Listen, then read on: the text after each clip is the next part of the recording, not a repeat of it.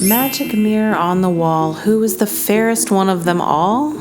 Well, it's soon to be you, girl. That's right, a major refurbishment to one of our favorite Fantasyland dark rides in Disneyland is happening in 2020. Stick around to find out all about it.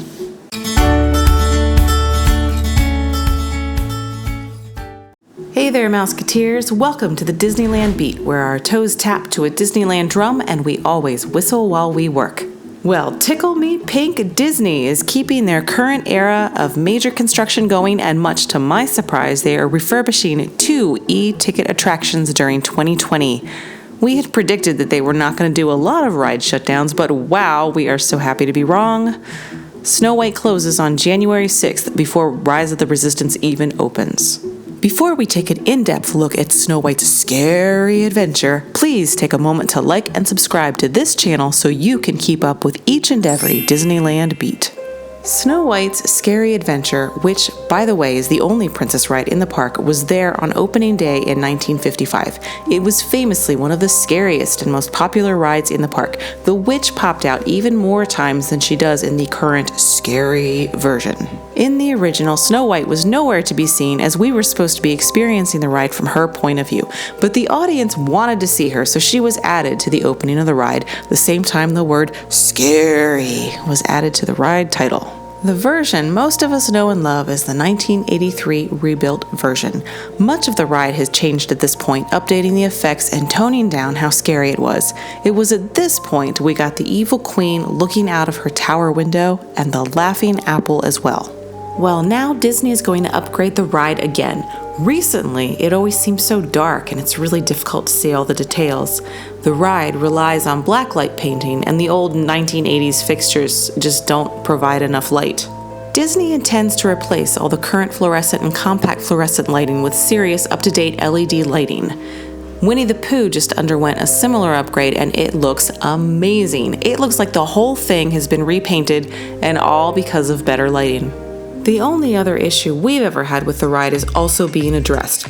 I think most people, when riding the ride, find the ending a bit abrupt. We escape from the evil queen's dungeon to a super scary forest with alligators and trees leering and grabbing at us. We turn the corner and find our 7 dwarf friends in great peril as they chase down the evil queen. The queen attacks but is struck by lightning. It's all very dramatic and scary. Then we turn a corner and the ride is over with a painting to suggest that everything turned out okay and we can rest easy knowing they lived happily ever after. Yeah, it's really abrupt. Luckily, Disney has announced that they will be updating the story with a new ending. As you can see in the concept art, the ride will have a new ending with Snow White reunited with her animal friends as her prince and castle wait behind her.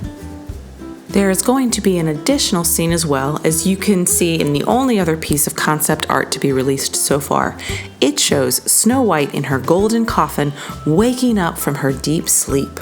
This will certainly be the first time we have had a Prince Florian animatronic. Disney has also said in the news blog that, quote, Imagineers are implementing state-of-the-art audio and visual technology throughout the attraction, including new music, LED blacklighting, laser projections, and a new animation system. The exterior of the attraction will be completely refreshed with new fairy tale-inspired details to complement the nearby charming Sleeping Beauty castle, end quote. Personally, I don't think this is going to be a complete rebuild. I say this because the permits filed with the city of Anaheim only show about $500,000 worth of renovation, and a complete rebuild would take far more than that. We are all imagining several scenes being shortened to make room for additional scenes at the end, maybe 2 to 3, that will most likely do a better job of telling a complete story. I think we will still enter the 7 Dwarfs' house and then head through the forest to the Evil Queen's castle. However, after that, I'm not sure. I predict it's at that point we'll see new changes in scenes. We here at the Disneyland Beat are very excited for the work, although sorry for anyone wishing to ride Snow White while visiting in early 2020. Although Disney hasn't announced complete details or a timeline, I imagine it'll take at least 2 to 4 months to complete the work. Thankfully, it does solidify the fact that Fantasyland isn't going anywhere and Disney is investing in its refurbishment. Rumors had been flying around that both Pinocchio and Snow White were going to be demoed to make room for a Beauty and the Beast attraction. We are happy that's not the case. Disney has also announced that the Indiana Jones adventure will also be closed for refurbishment at some point in 2020, but the dates and details haven't been announced yet. They always give us so many reasons to keep going back. If you enjoyed this video, please be sure to like and subscribe to keep up on everything going on at the Disneyland Beat. That's it for today. See you real soon, Mouseketeers, and be wary of poisoned apples.